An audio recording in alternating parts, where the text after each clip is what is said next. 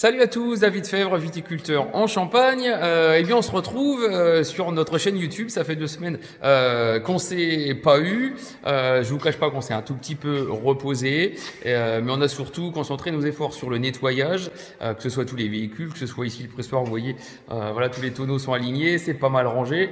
Voilà, l'inox du pressoir brille également pas mal. Donc, on a nettoyé pas mal. Et puis, on a concentré nos efforts sur le suivi en cuverie. Notamment des fermentations. Donc c'est ça que je voulais vous montrer ce soir. Je voulais vous expliquer un petit peu où on en est. Donc j'ai prélevé tout à l'heure 2 échantillons. Voilà, on a 2 échantillons complètement différents. On a ici un échantillon de meunier qui a une tendance un petit peu rosée.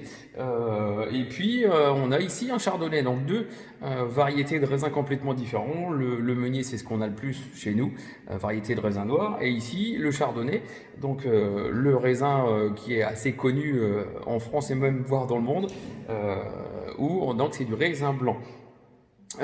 Donc voilà, je suis en train de suivre l'évolution de la fermentation sur chaque cuve et on va regarder ensemble la valeur de ces deux échantillons. Donc on va s'approcher un petit peu, j'espère que vous allez pouvoir voir. Voilà, donc si on retournait le téléphone portable, on est un peu plus de 995 sur celui-ci.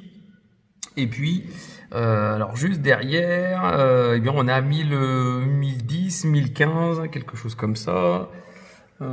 Oui, c'est ça, on est à 1010. Alors qu'est-ce que ça veut dire ces deux valeurs? Eh bien, c'est qu'on est en train de peser la quantité de sucre qu'il y a à l'intérieur du vin, puisque maintenant, ça y est, c'est du vin.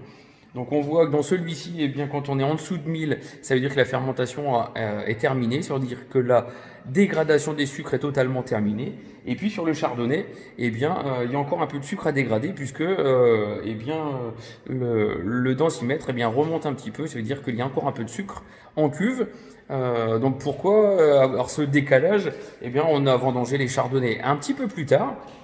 Une semaine de plus, donc forcément ils ont démarré leur fermentation plus tard et en plus les chardonnays ont tendance à fermenter sur un petit peu plus de temps. Alors me demandez pas pourquoi, je ne sais pas exactement pourquoi, mais en tout cas on l'observe régulièrement tous les ans chez nous. Donc voilà pour les chardonnays. Alors c'est la grosse cuve qui est là, donc il y en a pas mal cette année. Donc voilà, alors pour vous décrire un petit peu la tendance, sur les meuniers, on a quelque chose d'assez croquant. Donc on a récolté un petit peu plus de 10,5 de moyenne sur les meuniers. Donc on a ici un échantillon de meunier qui est un petit peu moins rosé. Donc voilà, avec une bonne tendance à sentir le fruit, la pêche, des petites choses comme ça, c'est assez... On a sur un beau croquant de fruits en fait. Donc voilà, les meuniers me plaisent pas mal. Ça goûte pas mal comme on dit. Les pinots noirs, on n'en a pas beaucoup, mais quant à eux, on les a vendangés assez tard. Pareil en fin de vendange, et ils nous offrent des choses assez surprenantes justement. Et puis, les chardonnays, on a attendu un petit moment et effectivement, les chardonnays vont être plutôt pas mal non plus. Donc en fait, on attend vraiment la dégustation. On va déguster demain tous les échantillons ici, chaque cuve, une par une, pour imaginer un petit peu ce que les futures cuvées vont donner. Mais en tout cas, il y a une belle tendance. Et le champagne, on va appeler, cette tendance, on va l'associer avec 2 autres années, donc 2018 et 2019. Donc on a vraiment une belle trilogie de millésimes qui se profile.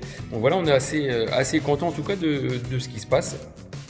Donc je vous tiendrai au courant dans la semaine, vous donner un petit peu les suites de la dégustation qu'on va faire demain. Donc là je vais prélever chaque échantillon ce soir pour pouvoir être demain d'attaque dès lundi matin et déguster toutes les cuvées.